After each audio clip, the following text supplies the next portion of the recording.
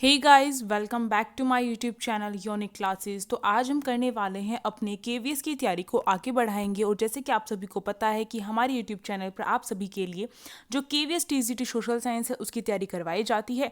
और नहीं पता है तो मैंने बता दिया आप सभी को। तो देखिए, केवीएस टीजीटी सोशल साइंस है तो उसमें जो है बच्चों को सबसे ज़्यादा जो डर लगता है वो वर्ल्ड हिस्ट्री से लगता है। ठीक है, वर्ल्ड हिस्ट्री कहाँ से करे, कैसे करे, इस तरीके से।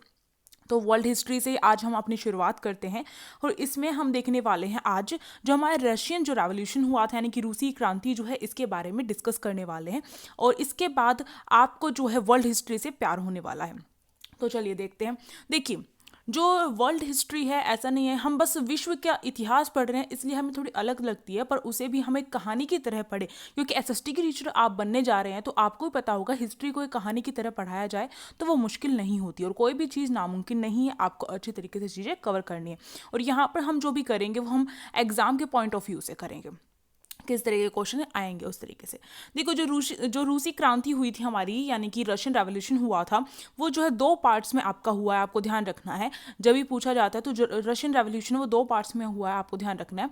एक तो फरवरी क्रांति कहा जाता है इसको, जो हमारी मार्च 1917 में हुई थी। और एक जो अक्टूबर की क्रांति कहा जाता है, जो हमारी अक्टूबर 1917 में हुई थी। यानी कि हमारी रूसी क्रांति कब हुई थी अगर पूछा जाए तो आपकी 1917 जो है डेट आपको ध्यान रखना, मतलब ईयर जो है ध्यान रखना है। ठीक है, अब देखो यहाँ पर इसे जो है मार्च में हुई है ये, फिर भी इसे जो है फरवरी क्रांति क्यों कहा जाता है? इसका नाम है फरवरी क्रांति, तो ऐसा क्यों कहा जाता है आपको पता होना चाहिए। तो इसके पीछे एक रीज़न है। जो रूसी क्रांति है उस टाइम पर जो रूस है उसमें जो है जो पुराना कैलेंडर जो है जूलियन, उसके हिसाब से जो जूलियन कैलेंडर पुराना है उसके हिसाब से ये महीना मार्च का कौन सा फरवरी में आता था। ठीक है, बट इसके बाद जो है जो इसका जो कैलेंडर है वो चेंज कर दिया गया था, तो उसकी वजह से जो है इसे अब हम देखते हैं तो ये मार्च का जो दिन है वो हमें दिखाई देता है। पर वैसे ये फरवरी में हुआ था जो पुराना कैलेंडर है उसके हिसाब से। तो ये कौन सा कैलेंडर था? जूलियन कैलेंडर था, जिसके अकॉर्डिंग ऐसा डिसाइड हुआ है। अब देखो, जो ये हमारी क्रांति हुई थी फरवरी क्रांति और हमारी जो अक्टूबर क्रांति है उसके बारे में हमें थोड़ी बातें जाननी जरूरी है। जैसे कि जो फरवरी क्रांति है वो क्या था, उसकी वजह से क्या चीज़ें हुई थी, उसकी वजह से जो जार था, यानी कि रूस में जो जार है किसे कहा जाता था आपको ध्यान रखना है। जो शासक रहा है रूस का उसे जार कहते थे। जैसे हमारे यहाँ पर भारत में राजा बोलते थे, वहाँ पर जो जार बोलते थे। ठीक है, तो वहाँ पर जो निरंकुश जार का जो शासन था वो क्या हो गया था, समाप्त हो गया था इस फरवरी क्रांति के बाद। एक ये चीज़ हुई थी जो फरवरी क्रांति थी उसके थ्रू। और दूसरी चीज़ क्या हुई थी, जो अस्थायी सरकार है, यानी कि जो प्रोविजनल की जो सरकार होती है अस्थाई हो गई या फिर अंतरिम तौर पर सरकार बना ली गई। जैसे कि आपको भी पता, जो हमारा जो भारत है जब तक चुनाव नहीं हुए थे उससे पहले अंतरिम सरकार थी भारत में। तो ये जो है इस तरीके से अस्थायी सरकार, यानी कि जो स्थायी ना हो, फिक्स ना हो, और ये अंतरिम रूप से सरकार बना ली थी फरवरी क्रांति के बाद। तो यानी कि जार का शासन समाप्त होने के बाद जो है हमारी कौन सी यहाँ पर रूसी क्रांति में सरकार बनी थी, अस्थायी जो सरकार है वो बनी थी। आपको ध्यान रखना है, अस्थायी सरकार।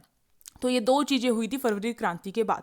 तो फरवरी क्रांति के परिणाम अगर आपसे पूछे जाते हैं तो ये जो है हमें इस तरीके से जो कथन वाइज जो क्वेश्चन आते हैं, स्टेटमेंट वाले क्वेश्चन, उसमें आपको ये देखने को मिलेगा। अब देखो यहाँ पर अक्टूबर क्रांति जो है आपकी, इसके थ्रू क्या हुआ था, इसके थ्रू जो हमारी जो स्थायी सरकार बन गई थी रूस में वो क्या हो गई थी, इसके थ्रू समाप्त हो गई थी। आपको ध्यान रखना है। तो अस्थायी सरकार जो थी उसको समाप्त करने के बाद जो बोल्शेविक सरकार है वो आई थी, जो रूस है उसके अंतर्गत। आपको ध्यान रखना है। अब बोल्शेविक जो सरकार है इन सब के बारे में हम बहुत अच्छी तरीके से पढ़ने वाले हैं आज की क्लास में। तो देखिए, जो बोल्शेविक सरकार है वो जो है उसमें किसने नेतृत्व किया था, आपको ध्यान रखना है, जो लेनिन था उसने नेतृत्व किया था इसका। ठीक है, और क्या था सब कुछ हम अभी देखने वाले हैं, थोड़ा सा सस्पेंस आपको रखना पड़ेगा। देखो, जो बोल्शेविक जो सरकार रही है उसने जो मतलब कि ये जो क्रांति करी थी, यानी कि जो ये लड़ाई के बाद जो ये बोल्शेविक सरकार आई थी उसे जो है उस क्रांति को इसी वजह से जो है बोल्शेविक क्रांति भी कहा जाता है और अक्टूबर की क्रांति भी कहा जाता है। तो दो फेजेज में हुई थी, आपको ध्यान रखना है, जो रूसी क्रांति हुई थी। चलिए आगे बढ़ते हैं। अब देखो, अब जो रूसी क्रांति हुई है तो उसके पीछे कुछ रीज़न भी हुए होंगे कि क्यों भाई रूसी क्रांति एकदम से तो स्टार्ट होने वाले नहीं है, कुछ ना कुछ कारण भी रहे होंगे, वो भी देखने हैं अभी हमें। तो आपको मैं फिर से बता रही हूँ, वर्ल्ड हिस्ट्री के जो क्वेश्चन आते हैं आपके स्टेटमेंट वाले, मोस्टली क्वेश्चन वर्ल्ड हिस्ट्री से आते हैं, तो अच्छी तरीके से कवर करनी है। और अगर आपने मेरे चैनल को सब्सक्राइब नहीं किया तो कर सकते हो, टेलीग्राम ग्रुप को भी ज्वाइन कर सकते हो। देखो, फ्री में सब कुछ आपको प्रोवाइड किया जा रहा है तो देर किस बात की है, वरना इसी क्लासेस के लिए बहुत सारे जो पैसे वो लूटे जाते हैं। पर यहाँ पर आपको बिल्कुल फ्री जो है क्लासेस प्रोवाइड की जा रही हैं। तो देखो, अब यहाँ पर जो कारण है रूसी क्रांति के, जिसमें हमारे निरंकुश शासक जो है वो रहा है एक मेन कारण रूस का। ठीक है, रूस में क्या था, निरंकुश जो शासन, निरंकुश शासन का मतलब है कि जब तानाशाही हो जाती है सरकार की, जो राजा है वो तानाशाही अपनी जमाना स्टार्ट कर देता है। राजा के खिलाफ कोई बोल दे तो राजा उसे जो है कड़ी से कड़ी सजा दिलवा देता है। राजा के अंडर में सब कुछ होगा, राजा को जो सही लगेगा वो सही है, जो गलत लगेगा वो गलत है। अगर ये सिचुएशन हो जाती है तो यहाँ पर क्या निरंकुश शासक जो है कायम हो जाता है। और ऐसा ही हुआ था रूस में। कब हुआ था, 1914 में जो रूस है, और रूस और उसके जो दूसरे जो साम्राज्य वगैरह रह गए, उस पर क्या था, जार जो निकोलस द्वितीय था उसका क्या हो गया था, यहाँ पर जो है जो नियंत्रण है वो तानाशाही बन गया था। यानी कंट्रोल जो है निकोलस द्वितीय, आपको ध्यान रखना है, ये था शासक यानी कि जार था रूस का। और इसी के शासन में क्या हुआ था, ये क्रांति हुई थी, आपको ये बात ध्यान रखनी है। तो जब इसकी तानाशाही इतनी ज्यादा हो गई थी और ये अपने आप को क्या बताता था, देवतुल्य बताता था, या फिर दैवीय अधिकार इसको जो है प्राप्त थे, ऐसा ये कहता था। दैवीय अधिकार का मतलब क्या है, यानी कि ये बताता था कि इसे जो है देवता ने खुद शासन करने के लिए भेजा है, ईश्वर ने खुद शासन करने के लिए जनता पर भेजा है, इसके अंदर कुछ अलग सी शक्ति है। तो ये जो देवतुल्य है वो अपने आप को बताता था। तो इसी वजह से जो है ये जो निरंकुशता का जो शासन है, जब जनता परेशान होती है तभी बगावत करती है, ये बात आपको पता होगी। इसी तरीके से जो है रूस की जनता जो है जब उसको टॉर्चर किया जा रहा था, तो उसके बाद जो है इससे कौन ज़्यादा जो है इफेक्ट किस पे पड़ेगा, इससे जो है जो बड़े बड़े जो उद्योगपति वगैरह होते हैं उन पे इतना इफेक्ट नहीं पड़ता है। इससे जो हमारी आम जनता होती है उस पर बहुत ज़्यादा इफेक्ट पड़ता है, जो कृषक हो गए, किसान हो गए। ठीक है, और एक बहुत महत्वपूर्ण बात जो है, इंपॉर्टेंट बात जो है रूस की क्रांति की, वो ये रही है कि इसमें जो बगावत की है वो किसने की है, जो बड़े बड़े जो सेठ वगैरह थे उन्होंने नहीं किए। यहाँ पर जो आवाज़ उठाई गई पहली बार विश्व में, वो थी जो हमारे जो आम लोग होती है, आम जनता होती है, जैसे किसान हैं, जैसे फार्मर हैं, मतलब किसान को ही फार्मर कहते हैं, जैसे वर्कर्स हो गए, जैसे कर्मचारी जैसे कहते हैं। तो ये इन सब ने जो है अपनी आवाज़ बुलंद की थी। ठीक है, और इनका नेतृत्व जो है, इन्होंने नेतृत्व के लिए भी ऐसा नहीं कोई नेता अलग से आया था, इन्हीं में से नेता बना था। तो ये चीज़ पहली बार शुरुआत हुई थी और इसका इफेक्ट जो है कहीं ना कहीं भारत पर भी पड़ा था कि रूस ऐसा कर सकता तो हम भी ऐसा कर सकते हैं। आपने पढ़ा ही होगा। अब देखो, एक ये रीजन रहा था। अब जो निकोलस द्वितीय है वो क्या करता था, केवल और केवल अपना जो शासन कायम करने के लिए वो क्या करता था, समर्थन प्राप्त करने के लिए, भाई कुछ तो सपोर्ट चाहिए उसे, जो प्रजा है वो अगर उसके खिलाफ भी चली जाए तो कुछ तो सपोर्ट चाहिए उसके लिए। वो क्या करता था, जो अभिजात वर्ग है और उच्च वर्ग जो है उसे अपने सपोर्ट में रखता था, अपने समर्थन में रखता था। तो ये बात आपको ध्यान रखनी है। और बस, और सारे जो किसान वगैरह, मजदूर वगैरह, उन सबको इग्नोर करता था, अपनी प्रजा को इग्नोर करता था पूरी तरीके से। और फिर जो है अब हम देखेंगे जो किसानों की जो इतनी खराब स्थिति हो गई थी, जो फार्मर्स हैं उनकी इतनी ज़्यादा दयनीय स्थिति हो गई थी, जिसकी वजह से उन्हें जो है बगावत करनी पड़ी, क्रांति जो है करनी पड़ी। किसान और मजदूर इसमें मेन आपको ध्यान रखना है, जो क्रांति हुई थी। तो जो किसान है उनकी स्थिति बहुत दयनीय हो गई थी, जिसकी वजह से रूस की जनसंख्या जो है, अगर हम देखें रूस में जो उस टाइम पर जो 1917 है उस टाइम पर अगर हम देखें तो उसमें क्या था कि जो बहुसंख्यक जो लोग हैं उनमें कौन किन की गिनती हो रही थी, किसानों की गिनती हो रही थी, फिर भी उनको इग्नोर किया जा रहा था। तो ये तो बहुत बड़ी बात थी। फिर क्या हुआ, फिर ऐसा हुआ 1861 वाला आपको ईयर आपको याद रखना है, 1861। इसमें जो है किसानों को ऐसा लगा कि भाई अब तो जार जो है वो हमारे लिए कुछ काम अच्छा कर रहा है। तो ये जो था क्योंकि उनके लिए जो है एक इस नाम से जो एक चीज़ लागू की गई, घोषणा की गई कि जो कृषि दास जो है उससे मुक्ति दिलवाई जाएगी। ठीक है, कृषि दासों की मुक्ति होगी और उसके लिए एक बहुत अच्छी सी घोषणा की गई थी। तो इससे किसानों को लगा अब तो हमारे हित के लिए चीज़ें होंगी, पर ऐसा बिल्कुल भी नहीं हुआ जैसे उनकी आकांक्षाएं थी कि हमारे हित में होंगी सारी चीज़ें, हमें अब मुक्ति मिलेगी। ठीक है, तो ऐसा कुछ नहीं हुआ। जो कृषि दास है उससे तो उन्हें हटा दिया नहीं, जो किसानों को दास बनाकर काम करवाया जाता था उस चीज़ से तो उनको मुक्ति मिली। पर यहाँ पर जो ये था पूरा का पूरा क्या चीज़ हुई, यहाँ पर जो है एक चालबाजी की गई, जिसकी वजह से क्या हुआ कि जो किसान है वो भी उनके जो फेवर से हट गए। ठीक है, किसानों को पता चल गया अब हमारे यहाँ पर कोई स्थिति नहीं है, हमारी कोई वैल्यू नहीं है इस तरीके से।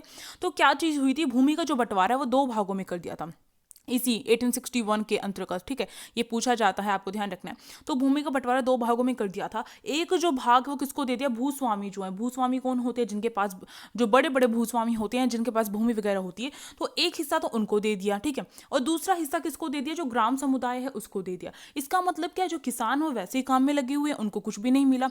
तो इससे उन्हें दिख गया कि अब जो है हमारे लिए कुछ नहीं है, यहाँ तक भी संतुष्ट हो जाते रूस के जो किसान जो वर्ग था वो यहाँ तक भी संतुष्ट हो जाता। पर वहाँ पर क्या हुआ, जो भुगतान है वो किस्तों में करने के लिए कहा गया, यानी कि अब उनके ऊपर जो ब्याज था, जो कर था वो लगाया रखा, ठीक है, जो टैक्स है वो नहीं हटाया गया। और टैक्स यानी कि जो कर है वो इतना ज़्यादा बढ़ा दिया कि अगर जो किसान है वो ना भी चुका पाए तो उसके लिए उनके लिए एक व्यवस्था की गई कि तुम क्या कर सकते हो, जो टैक्स है उसे किस्तों में जो है उसका भुगतान कर सकते हो।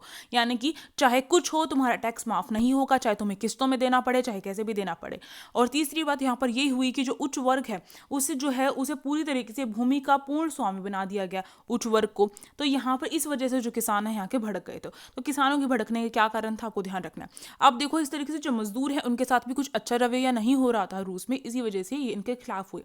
और इसके पीछे एक रीज़न है कि जो सेंट पीटर्सबर्ग है और मास्को है उसमें क्या था, औद्योगिक जो इलाके हैं यानी कि औद्योगिकरण हो गया था उस टाइम पर। जो रूस है उसमें औद्योगिकरण हो गया था, यानी कि जो फैक्ट्रीज वगैरह है अब वहाँ पर जो मशीनें जो हैं वो उपयोग में लाने स्टार्ट कर दी गई, मशीनें वगैरह तकनीक का यूज़ करना स्टार्ट कर दिया गया।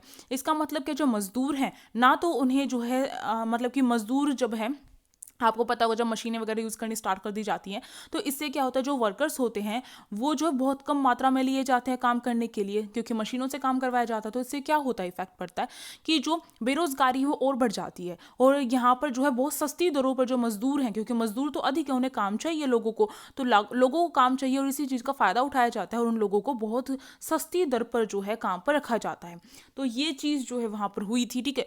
तो इसकी वजह से इसके साथ साथ क्या हुआ वहाँ पर, और भी कई फैक्ट जो हैं साथ में चलते हैं। जैसे कि 1890 का जो दशक आपको ध्यान रखना है, इसमें क्या हुआ, रूस में जो रेल नेटवर्क है वो बिछाए जाने स्टार्ट कर दिए गए, रेल नेटवर्क। और 1990 तक जो कारीगर है और कारखाने हैं वो क्या हो गए थे, इक्वल हो गए थे, बराबर हो गए थे।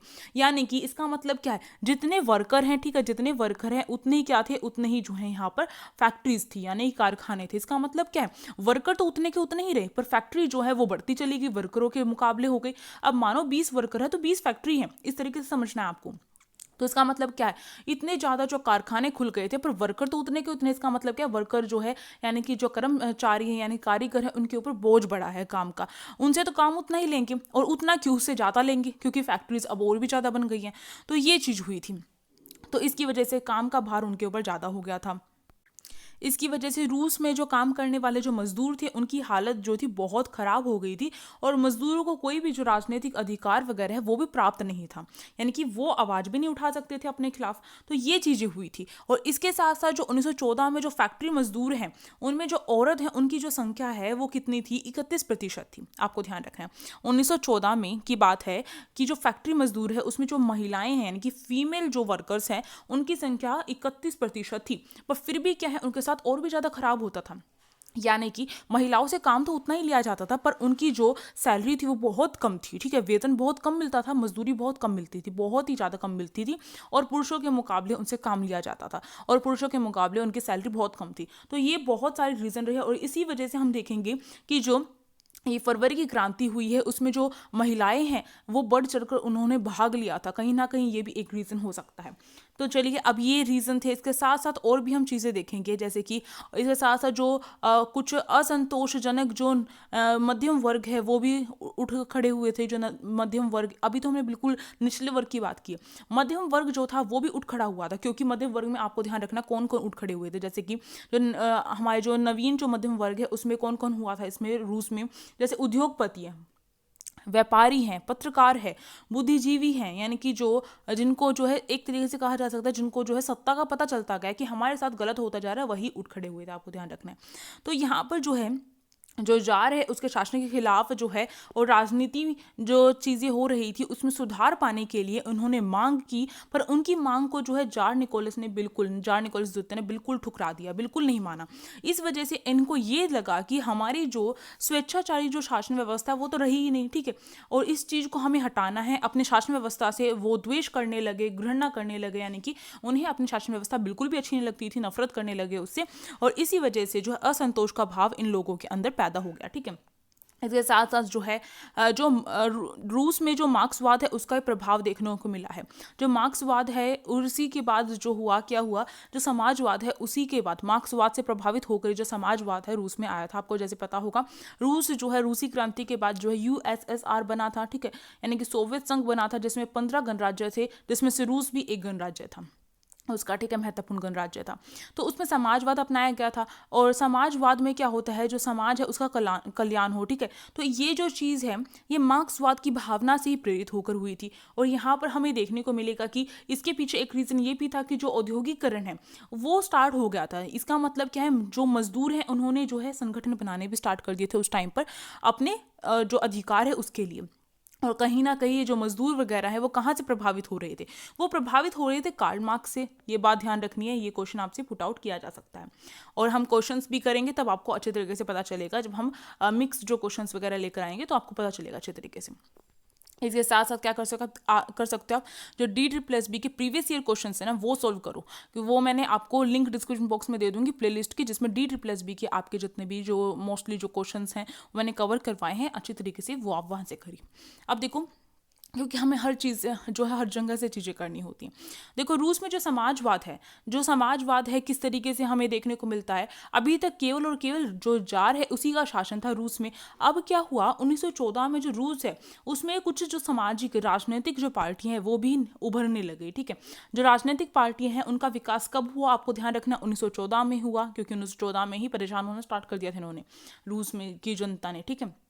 तो इसके बाद क्या हुआ, तो ये जो पार्टियां बनी तो इसको जो है गैर कानूनी पार्टी कहा जाता है। और ये क्वेश्चन जो है पूछा जाता है गैर कानूनी पार्टी। ऑप्शन दे दिए गए थे, कथन मतलब क्वेश्चन देकर उसके बाद ऑप्शन दिया गया था और उसमें लिख रखा था गैर कानूनी पार्टी। जो 1914 में जो और अन्य पार्टी बन रही थी रूस में, उसे गैर कानूनी क्यों कहा जाता है, क्योंकि जार जो है जार के शासन के खिलाफ जो है चीज़ें हो रही थी, इसी वजह से उसे जो है क्या कहा जाता था, जो जार होता था किसका, रूस का जो जार था वो क्या कहता था, इसको कहता था गैर कानूनी पार्टी, यानी कि मान्यता नहीं देता था। वो क्यों अपने खिलाफ किसी दूसरी पार्टी को जो है बुलाएगा, दूसरी पार्टी को मान्यता देगा, तो उसे गैर कानूनी पार्टी कहता था, ठीक है। और 18 ऐसी पार्टी कौन सी रही हैं, ऐसी पार्टी 1898 में जो है रही है Russian social democratic workers party, जिससे जो है ये मार्क्स से बहुत ज़्यादा प्रभावित थी और लेनिन ने इसका नेतृत्व किया था। ये भी बात आपको ध्यान रखनी है। इसी में से बाद में जाकर जो बोल्शेविक पार्टी वो बनी थी, ठीक है। और देखो 1900 के साल में जो है सोशलिस्ट रेवोल्यूशन पार्टी जो है वो भी बनी थी। तो दो पार्टी जो है आपको ध्यान रखना कब कब बनी थी, ये भी पूछा जाता है, इंपॉर्टेंट है। चलिए आगे चलते हैं। अब देखो यहाँ पर ये क्या, मैंने यहाँ पर ये क्या लगा रखा है, अभी आप समझ जाएंगे बहुत अच्छे तरीके से। जैसे मैंने अभी आपको कहा कि ये जो लेनिन है, लेनिन के नेतृत्व में बोल्शेविक पार्टी बनी थी और इसी के अंतर्गत से बनी थी, ठीक है, आपको ध्यान रखना है। अब इसमें से जो है आपको ध्यान रखना है, ये जो यहाँ पे पार्टी बनी है इसमें से दो पार्टी डिवाइड हो गई, मतलब कि दो विचारधाराएं हो गई थी। तो इसकी वजह से दो पार्टियां बन गई, एक विचारधारा की एक अलग पार्टी बन गई और दूसरी की अलग पार्टी बन गई।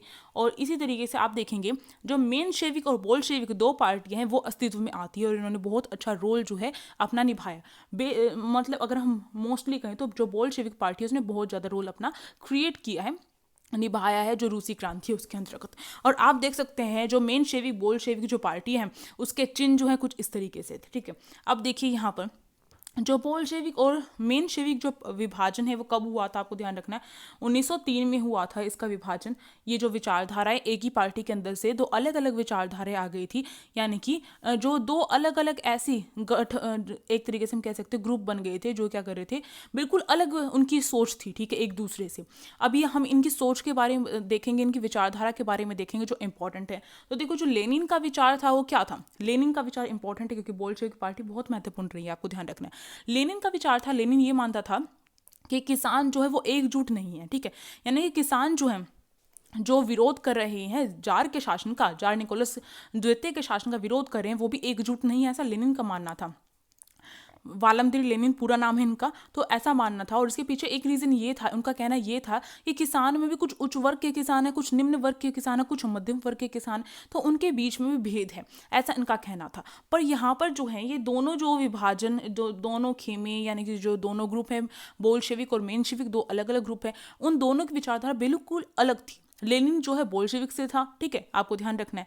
तो इसमें जो है पहला खेमा जो है वो ये सोचता था कि जो वालमदीर लेनिन जिसका नेतृत्व कर रहे थे, यानी कि बोल्शेविक जो पार्टी थी, बाद में पार्टी बनी है तो इसलिए हम इसे पहला ग्रुप और दूसरा ग्रुप करके बात करेंगे।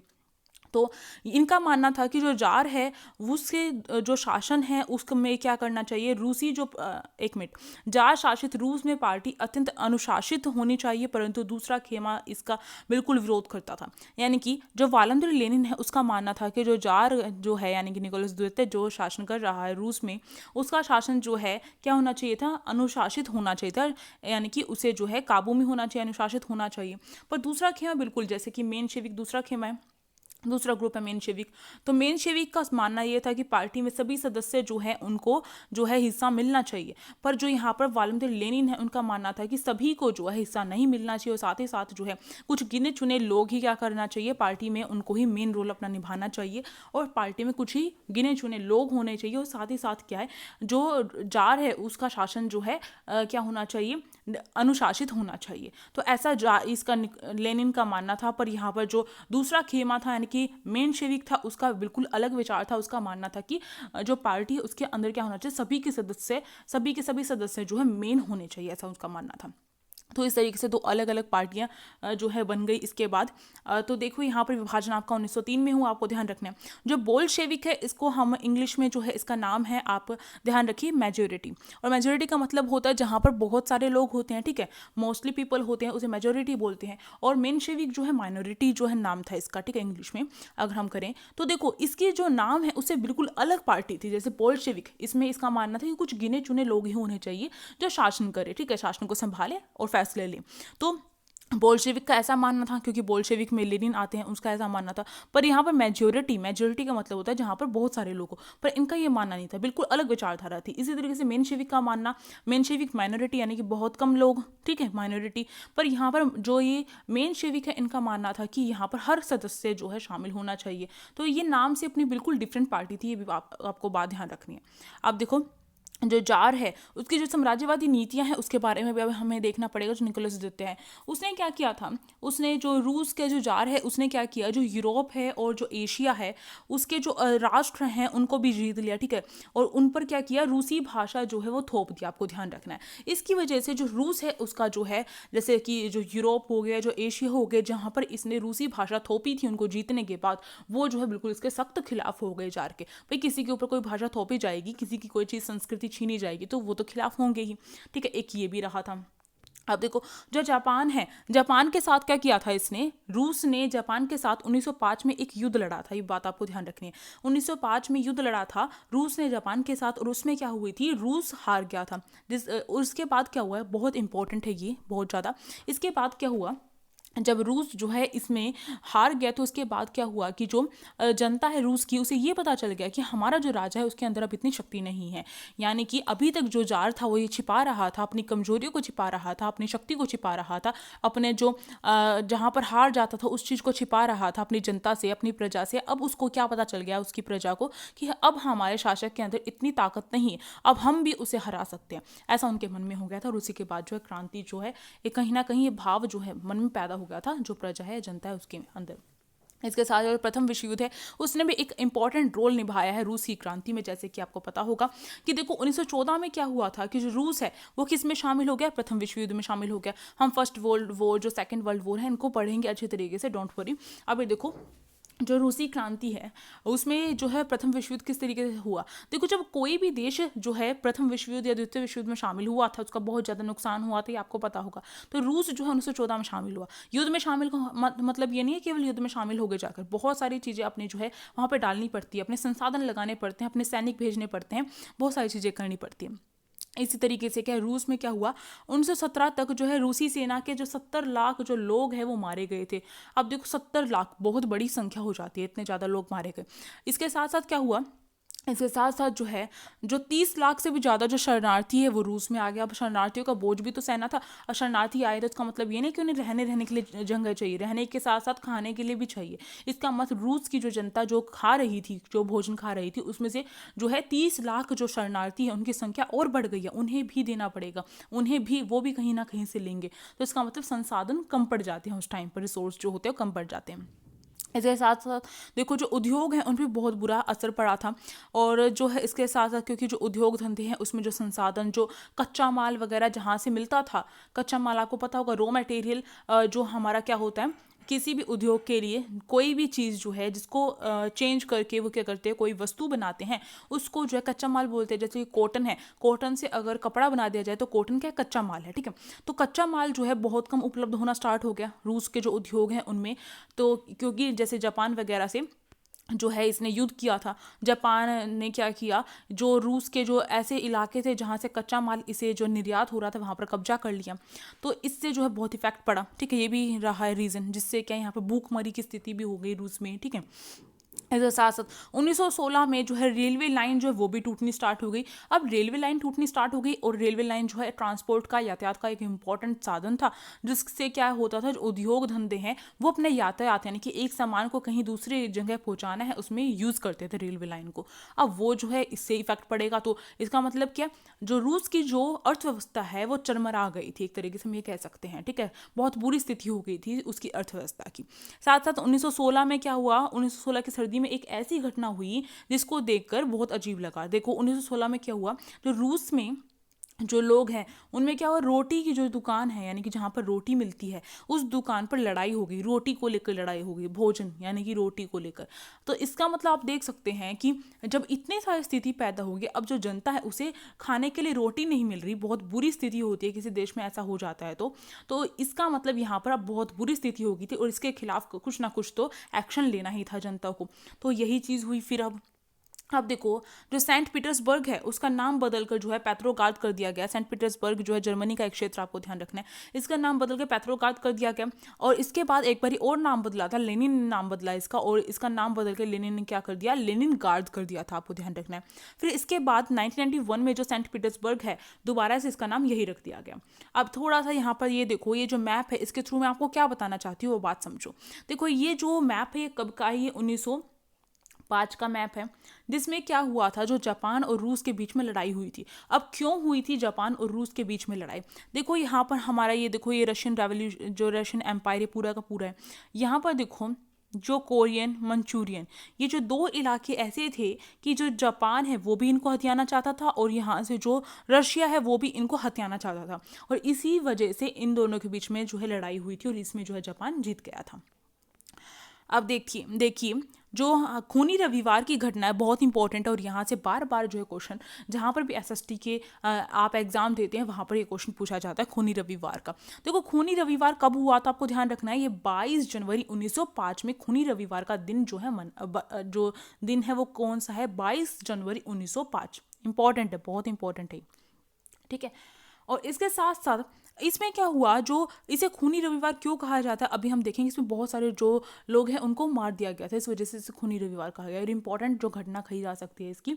और इसी के बाद से यहाँ पर जो है देखो, जो रूस है, रूस का जो सेंट पीटर्सबर्ग है उसमें जो प्रदर्शनकारी है उन्होंने जो है क्या किया, जार को याचिका पेश करी, और इसके बलबूते कहाँ पर याचिका पेश की थी, क्विंटर प्लेस में की थी। ये बात ध्यान रखनी, क्विंटर प्लेस में जो है जार को याचिका पेश की, और इसके बदले क्या हुआ, जो जार है उसे मजबूरी में आकर क्या करना पड़ा, अक्टूबर 1905 में जो है पहली संसद जो है अपनी बनानी पड़ी। अब संसद का नाम ड्यूमा रखा गया, आपको ध्यान रखना, संसद का नाम क्या रखा गया, ड्यूमा रखा गया।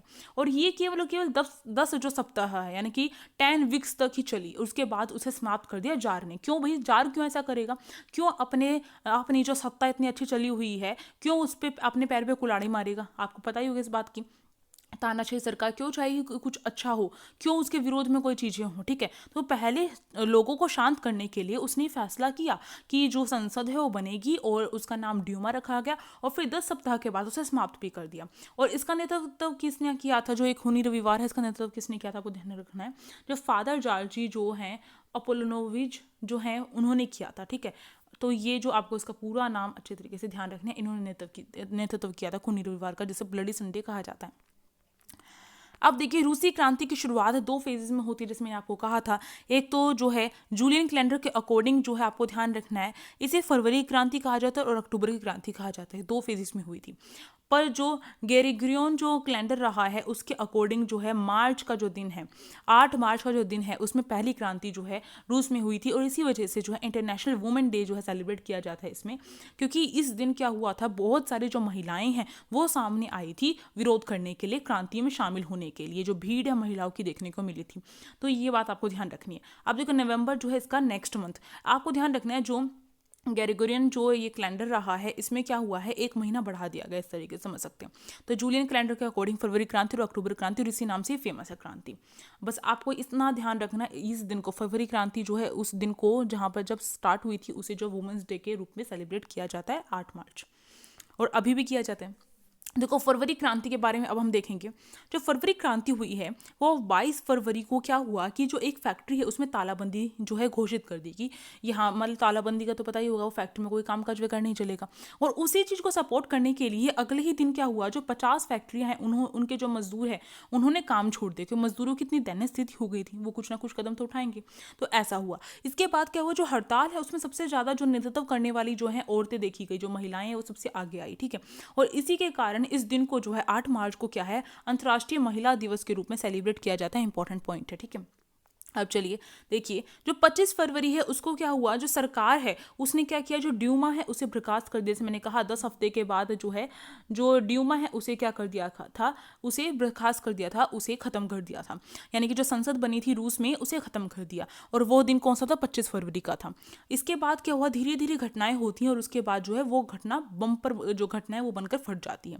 तो 26 जनवरी को जो प्रदर्शनकारी हैं उन्होंने क्या किया, जो बाया तट है उस पर वो जाकर इकट्ठे हो गए और 27 को पुलिस का जो मुख्यालय है उस पर जाकर हमला कर दिया भाई। इसके बाद क्या, वो जो सरकार है, सरकार ने जो नियंत्रण है वो कायम करने के लिए क्या किया, जो घुड़सवारी है, घुड़सवार वगैरह है, उनको आदेश दिया कि जाओ भाई उन्हें गिरफ्तार वगैरह करो, उन पर जो गोलियां वगैरह वो चलाओ, आदेश दिया इस तरीके से। पर जो घुड़सवार थे यानी कि जो सैनिक थे उन्होंने जो है प्रदर्शनकारी है उन पर गोली चलाने से साफ इनकार कर दिया। यानी कि जो राजा था, जो जार था, उसका जो आदेश था उसे इनकार कर दिया कि हम नहीं मानेंगे। ऐसा क्यों हुआ, क्योंकि जो सैनिक हैं उनके साथ भी सही नहीं हो रहा था, उन्हें जो है वर्ल्ड वॉर में भेजा जा रहा था, प्रथम विश्व युद्ध में भेजा जा रहा था मजबूरन। और इसके साथ साथ क्या हो रहा था, इतने ज़्यादा जो सैनिक है वो मारे गए थे, ठीक है, जो प्रथम विश्व युद्ध था, क्योंकि उन्हें चिकित्सा सुविधा वगैरह भी नहीं मिल रही थी वहाँ पर, ना भोजन उपलब्ध हो रहा था सही टाइम पर वहाँ पर। तो इस वजह से इन्होंने साफ मना कर दिया, इनकार कर दिया, क्योंकि ये भी इनसे परेशान हो गए थे। इसके बाद क्या हुआ, जब ऐसी घटना हुई कि जो सिपाही हैं यानी कि जो सैनिक हैं उन्होंने मना कर दिया, और वो जो है इसी जो प्रदर्शनकारी है उन्हें जो है एक तरीके से शक्ति मिली, ठीक है, प्रोत्साहन मिला कि अब हमारे साथ कोई और भी है। तो इसके साथ ही जो सिपाही और जो मजदूर हैं उन्होंने मिलकर क्या किया, आपको ध्यान रखना है, उन्होंने मिलकर एक सोवियत परिषद जो है, सोवियत या फिर इसे परिषद कहा जाता है, आपको ध्यान रखना है, इसका गठन किया। तो इंपॉर्टेंट है किन्होंने मिलकर किया था, सिपाही और मजदूरों ने मिलकर किया था सोवियत या फिर परिषद का गठन, ठीक है, गठन। तो इसके बाद क्या हुआ, उसी इमारत में जो है ये लोग दोबारा से वापस इकट्ठे हुए, जहाँ पर ड्यूमा की जो बैठक होती थी, आपको ध्यान रखना है, जहाँ पर वो जो ड्यूमा संसद बनाई गई थी उसकी बैठक होती थी, वहीं पर वो जाकर वापस मिले। और वहाँ पर जाकर इन्होंने क्या किया, जो सिपाही और मजदूर हैं इन्होंने मिलकर एक सोवियत बनाया, यानी कि जो परिषद है वो बनाया, और उसे वहाँ पर सोवियत कहा जाता था, ठीक है। और यहीं से जो पेट्रोग्राद है सोवियत का जन्म हुआ, ठीक है, आपको ध्यान रखना है। अब देखो इसमें क्या हुआ, जो सोवियत और ड्यूमा है उसके नेताओं ने मिलकर क्या किया, जो राजा है उसे तो गिरा दिया, ठीक है, राजा को मजबूर कर दिया कि वो अपनी शासन व्यवस्था जो है उससे हटे, क्योंकि 2 मार्च को जो जार है उसने क्या किया, जो शासन है उसका अंत हो गया जार के शासन का। जार को मजबूर कर दिया कि जार के सामने कोई ऑप्शन नहीं था, उसे दिख गया अब मेरी जो शक्ति है और नहीं चल सकती है, मेरी सत्ता कायम नहीं हो सकती है, तो उसे छोड़ना पड़ा अपना पद। तो इसके बाद क्या हुआ, जो ये सोवियत बना था और जो ड्यूमा के जो नेता थे, यानी कि जो ड्यूमा बर्खास्त किया गया था, उस ड्यूमा के जो नेता थे और जो सोवियत था, इन दोनों ने मिलकर क्या किया, एक अंतरिम सरकार बना ली। और इस सरकार को नाम जो है मेनली जो इसमें सदस्य किसके थे, मेनशेविक के थे, मेनशेविक पार्टी के। बोल्शेविक मेनशेविक आपको पता होगा, तो मेनशेविक पार्टी के सदस्य थे। और जो अंतरिम सरकार है उसे क्या कहा जाता है, प्रोविजनल गवर्नमेंट भी कहा जाता है, आपको ध्यान रखना है। पर यहाँ पर जो है दो ऐसी गलतियां हुई कि दोबारा से जो है क्रांति हुई, अक्टूबर की क्रांति। अब क्योंकि यहाँ पर जो प्रजा है वो तो यही मान रही थी ना कि एक बार एक क्रांति होगी, और इसी को मेन क्रांति मान रही थी, फरवरी क्रांति को रूसी क्रांति मान रही थी वो। पर उन्हें क्या पता था दोबारा से भी जो क्रांति होने की जो आसार है वो बन जाएंगे। क्यों ऐसा हुआ, अक्टूबर की क्रांति क्यों हुई, उसके पीछे दो रीजन थे, जो दो बहुत बड़ी गलतियां हुई है। एक तो ये, जनता जो है इसलिए जो है विरोध कर रही थी कि वो चाहती थी कि जो चुनाव करवाया जाए, ठीक है, चुनाव के द्वारा सरकार बने। पर यहाँ पर क्या हुआ, यहाँ पर हम देख सकते हैं जो सोवियत और ड्यूमा है उन्होंने आपस में मिलकर ही क्या कर लिया, एक अंतरिम सरकार जो है वो बना ली, ठीक है। यानी कि यहाँ पर जनता से फिर भी नहीं पूछा गया, तो यानी कि चुनाव नहीं करवाए गए, एक मेन गलती ये रही। दूसरी गलती क्या रही, जो वर्ल्ड वॉर जो वन था, यानी कि जो पहला प्रथम विश्व युद्ध था, उसमें जो है शामिल ना हो रूस, ऐसा जो है ये माना गया था, ऐसा जनता का कहना था, क्योंकि उससे बहुत नुकसान हो रहा था उन्हें। क्योंकि इससे क्या था, जो सैनिक वगैरह हैं इतने ज़्यादा मर रहे थे, साथ ही साथ क्या हो रहा था, भूखमरी जैसी स्थिति भी हो गई थी, और उद्योगों को भी जो है, उद्योगों के जो संसाधन वगैरह वो वहाँ पर यूज़ किए जा रहे थे। साथ ही साथ जो लोग जो हैं हट्टे खट्टे दिखाई देते थे, उन्हें मजबूरन पकड़ कर ले जाया जाता था, और उन्हें जो है सेना में शामिल कर लिया जाता था, क्योंकि उन्हें सेना चाहिए थी, ठीक है। तो ये काफ़ी रीज़न रही है जिसकी वजह से लोग चाहते थे कि फर्स्ट वर्ल्ड वॉर जो है उससे बाहर हो जाए रूस, ठीक है। तो ऐसा नहीं हुआ, बिल्कुल नहीं हुआ। तो यानी कि फर्स्ट वर्ल्ड वॉर समाप्त नहीं किया। तो इसकी वजह से दो बड़ी गलतियाँ थी, और इसकी वजह से क्या है, जो अक्टूबर क्रांति है वो हुई। और अक्टूबर क्रांति होने के पीछे, इस अक्टूबर क्रांति का नेतृत्व कौन कर रहा था, लेनिन कर रहा था। अभी आप देख रहे हो कि अभी तक लेनिन का कुछ भी यहाँ पर जिक्र नहीं आया। जो फरवरी क्रांति है उसमें लेनिन कहाँ था। मैं आपको बता दूं, जो लेनिन है वो भाग गया था रूस से। फिर उसे पता चला कि मेंशेविक जो पार्टी है उसने मिलकर जो है अंतरिम सरकार बना ली है रूस में, तो वो वापस आया। तो वापस कब आया रूस में लेनिन, आपको ध्यान रखना है कब आया था। वो आया था अप्रैल 1917 में, ये बात आपको ध्यान रखनी है। अप्रैल 1917 में जो बोल्शेविक के जो नेता है व्लादिमीर लेनिन, वो वापस आए रूस में। और इसके बाद इसने एक अप्रैल थीसिस निकाला। ये इंपॉर्टेंट है, मोस्ट इंपॉर्टेंट है जो अप्रैल थीसिस है। उसने अप्रैल थीसिस निकाला जिसमें जो है 3 मांगे रखी। अब भाई वो तो उसे तो अपनी सरकार बनानी थी, अपनी सत्ता कायम करनी थी। तो और उसने देखा जनता जो है बिल्कुल खिलाफ है, जनता जो चाहती थी ऐसा तो वो कर ही नहीं रहे। दोबारा से वही चीज़ हो रही है, तानाशाही कायम हो रही है दोबारा से, जो रूस है उसमें, ठीक है। एक तरीके से तानाशाही होगी ना, जब जनता जो चाहती है वही नहीं कर रहे हैं। तो लेनिन ने क्या किया, लेनिन ने जो अप्रैल थीसिस है उसके अंतर्गत, थीसिस आपको ध्यान रखना 3 चीज़ रखी गई थी, तो इसलिए अप्रैल थीसिस कहा जाता है। अप्रैल में वापस लौट के आया था। तो 3 मांगे रखी, युद्ध समाप्त किया जाए। दूसरा रखा, सारी ज़मीन किसानों को दे दी जाए, यानी कि जो बड़े बड़े जो अभिजात वर्ग के जो लोग ज़मीन को हत्या कर बैठे हैं वो सारी ज़मीन किसानों को दे दी जाए। और तीसरा, बैंकों का राष्ट्रीयकरण किया जाए। ये 3 मांगे रखी। अब इतनी 3 मांगे जो है जिसमें जनता का फ़ायदा होगा, तो जनता इनकी तरफ तो होनी ही थी। तो इस वजह से क्या हुआ, जो ये हमारी अक्टूबर की क्रांति वो स्टार्ट होती है, क्योंकि ये 3 मांगे जो रखी उसके बाद भी जो है उस टाइम पर जो अंतरिम सरकार थी उसे नहीं अपनाई। इसके बाद जो बोल्शेविक पार्टी है उसे जो है कम्युनिस्ट पार्टी के रूप में जो है लेनिन जो है घोषित कर देता है, ये एक कम्युनिस्ट पार्टी है। और आपको पता होगा 70 साल तक, जब यूएसएसआर बन गया था तो 70 साल तक, ये रूसी क्रांति के बाद यूएसएसआर का निर्माण हुआ, तो 70 साल तक कम्युनिस्ट पार्टी ने शासन किया था, ठीक। अब देखो 16 अक्टूबर 1917 को क्या हुआ, जो लेनिन है उसने पेट्रोग्राद सोवियत और बोल्शेविक पार्टी को क्या किया, सत्ता पर कब्जा करने के लिए राजी कर लिया। यानी कि जो पेट्रोग्राद सोवियत था, ठीक है, उसे और साथ में जो बोल्शेविक पार्टी के जो सदस्य हैं उन्हें मिलाकर क्या किया, 16 अक्टूबर 1917 को जो है क्या कर लिया, सत्ता जो है अपने हाथों में ले ली, ठीक है। आपको ध्यान रखना है 16 अक्टूबर 1917 को। और इसके बाद क्या हुआ, 24 अक्टूबर को क्या हुआ, विद्रोह शुरू कर दिया इसने। अब देखो यहाँ पर जो है अक्टूबर क्रांति के बाद भी जो है रूस में जो है बिल्कुल शांति कायम नहीं हुई। इसके बाद क्या हुआ, इसके बाद जो है यहाँ पर आप देखेंगे एक गृह युद्ध होता है, जिसे हम सिविल वॉर कह सकते हैं। गृह युद्ध होता है रूस के अंदर ही। गृह युद्ध का मतलब तो आपको पता ही होगा, जो युद्ध जो है जिस देश के अंदर होता है, यानी कि देश के अंदर ही कुछ आपस में लड़ाई झगड़े होते हैं, वो गृह युद्ध हो गया। तो यहाँ पर जो रेड वर्सेस वाइट जो है आपको ध्यान रखना है, रेड वर्सेस वाइट जो है युद्ध है ये स्टार्ट हो गया, सिविल वॉर।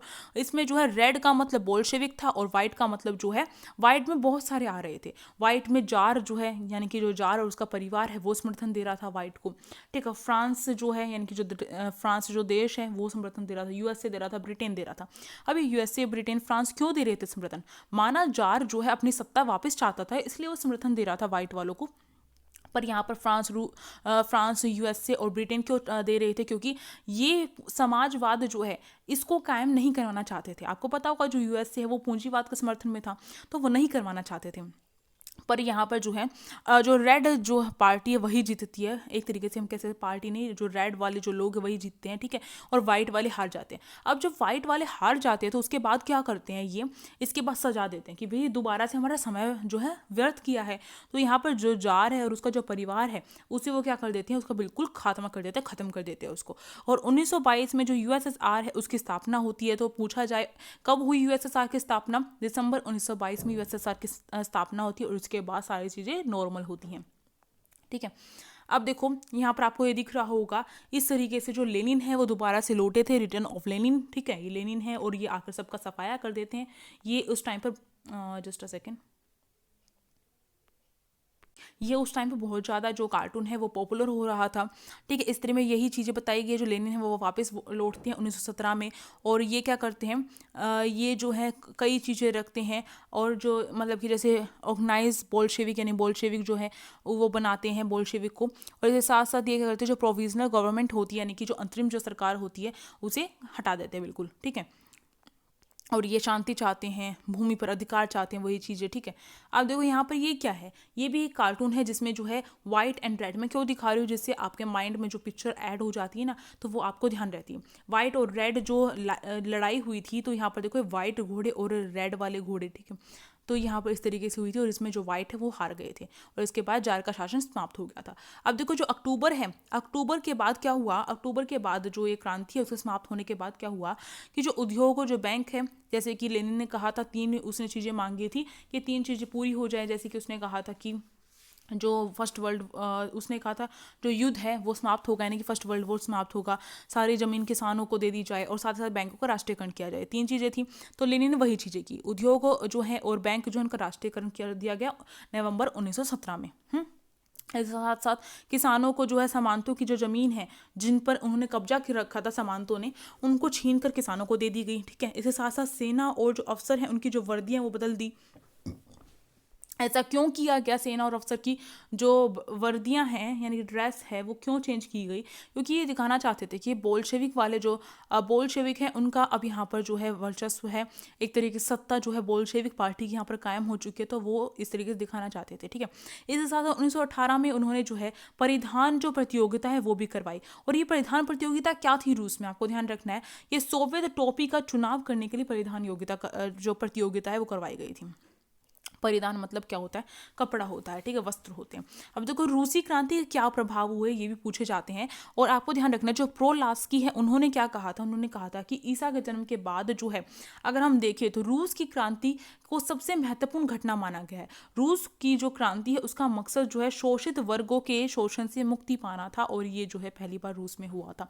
पूरे विश्व में पहली बार ऐसी क्रांति जो है ईसा मसीह के जन्म के बाद हुई थी, ऐसा कहना था प्रोलास्की का। अब देखो जो राजनीतिक प्रभाव है अगर हम वो देखें तो उसमें देखिए कि क्या क्या प्रभाव पड़े राजनीति में। तो इसमें जो निरंकुश शाही है वो समाप्त हो गई थी रूस में, समाजवादी जो शासन है वो कायम हुआ था रूस में, ठीक है। और इसके बाद बहुत लंबे समय तक, जब तक 1991 तक जब तक यूएसएसआर कायम रहा तब तक क्या वहाँ पर समाजवादी शासन कायम रहा है, ठीक है। इसके साथ साथ 1918 में जो बोल्शेविक सरकार है उसने क्या किया, जर्मनी से एक संधि कर ली और अपने आप को फर्स्ट वर्ल्ड वॉर से अलग कर लिया, ठीक है। जर्मनी से क्या संधि की थी आपको ध्यान रखना है, बेस्टिल टोव है उसकी संधि की थी, ये नाम आपको इसकी संधि का बहुत अच्छे तरीके से ध्यान रखना है। अब देखो जो आर्थिक प्रभाव वो क्या पड़े, मार्क्स का जो सिद्धांत है उस पर आधारित जो आर्थिक विकास है वो किया गया, ठीक है। इकोनॉमी में जो डेवलपमेंट है वो किसके अकॉर्डिंग किया गया, जो कार्ल मार्क्स है उसके जो विचार रहे हैं, उसके जो थॉट्स रहे हैं उनको मानते हुए किया। साथ ही साथ जो नियोजित अर्थव्यवस्था यानी कि जो इकोनॉमी है उसमें जो प्लानिंग कर इकनॉमी जो है उसमें प्लानिंग करके जो पूरी अर्थव्यवस्था उसी के अकॉर्डिंग तय की गई प्लानिंग के थ्रू। इसके साथ साथ जो है 1929 जो है उसमें क्या किया, जो आर्थिक नियोजन है वो स्टार्ट किया गया, ठीक है। आर्थिक नियोजन जो है स्टार्ट किया गया, और इसके साथ साथ जो आर्थिक विकास है वो क्या है, क्या ध्यान रखा कि आर्थिक विकास किस तरीके से होगा, जिसमें सामाजिक और आर्थिक जो समानता है वो भी कायम होगी, ऐसा विकास करेंगे, ऐसा था। इसके साथ साथ अगर हम देखें इंपॉर्टेंट चीज़ है कि वैश्विक प्रभाव क्या पड़ा इसके थ्रू, यानी कि विश्व पर क्या प्रभाव पड़ा है रूसी क्रांति का, बहुत इंपॉर्टेंट है ये क्वेश्चन। इससे जो है साम्यवादी विचारधारा फैली, ठीक है, साम्यवादी जो समाजवाद है उसकी विचारधारा फैली। अनेक जो देश हैं उन्होंने साम्यवादी सरकार अपनानी स्टार्ट कर दी। श्रमिक संगठन जो है उनकी स्थापना कब होनी स्टार्ट हुई? रूसी क्रांति के बाद ही जो है वो स्टार्ट हुई है। तो इम्पोर्टेंट था ये। और इसी के साथ आपकी जो ये क्लास है यहाँ पर कंप्लीट होती है। आई होप आपको अच्छी लगी हो। आप टेलीग्राम ग्रुप को ज्वाइन कर सकते हैं, लिंक डिस्क्रिप्शन बॉक्स में दिया गया है। आप इस वीडियो को लाइक कर सकते हैं सपोर्ट करने के लिए, और आप क्या कर सकते हैं, एक कमेंट करके मुझे बता सकते हैं कि कैसी लगी वीडियो। साथ ही साथ इस चैनल को क्या कर सकते हैं, आप सब्सक्राइब कर सकते हैं। Thank you for watching this video.